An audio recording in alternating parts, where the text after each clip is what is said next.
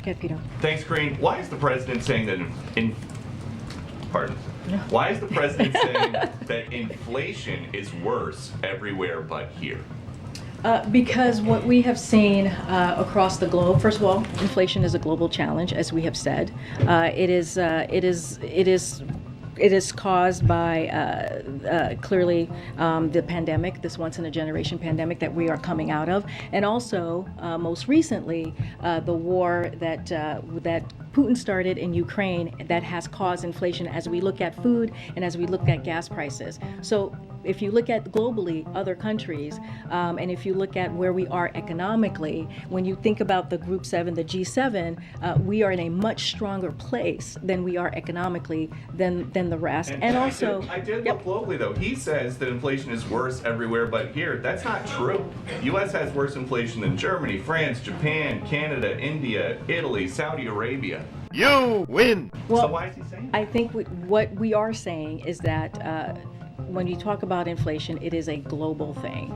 And it is not just about the United States. This is something that everyone is feeling because of coming out of a once in a lifetime pandemic, because of the war that Russia has started in Ukraine.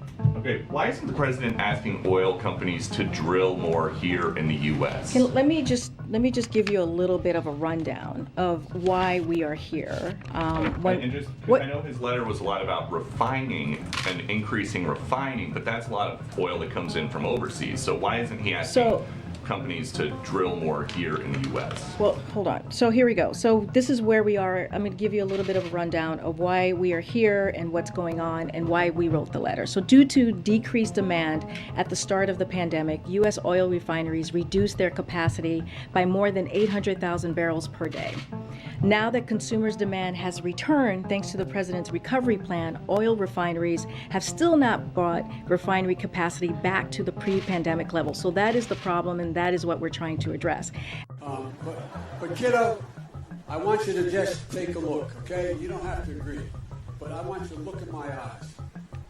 I guarantee you, we're going to end fossil fuel, and I am not going to cooperate. At the same time, Putin's invasion of Ukraine put pressure on global supply, and gas prices have gone up by nearly $2 since before the invasion. So President Biden has taken historic actions to elevate this pressure, releasing record amounts of oil from the Strategic Petroleum Reserve and relaying the world to release oil to. That's at 240 million barrels of oil that he was able to do with his partnership. And so we are now at the highest levels of domestic production. So we actually have of crude oil since April of 2020 with an additional 9,000 approved drilling permits that remain unused, but refinery capacity needs to come back too. So that is what the problem is. We need them to actually refine the crude oil, which is not happening, and that's what we're calling on oil companies to do. Why not just drill more here in the U.S. though?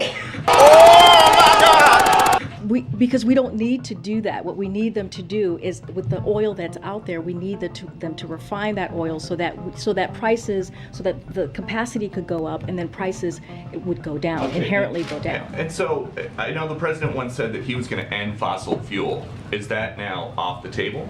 No, we are going to continue to move forward with our clean energy proposal, our climate change proposal. Is that the priority? Climate change over gas prices? No, that's not what we're saying. I'm answering the question. Is his priority lowering gas prices or is it addressing climate change? First of all, you can do both at the same time. Are you sure about that? What we're trying to deal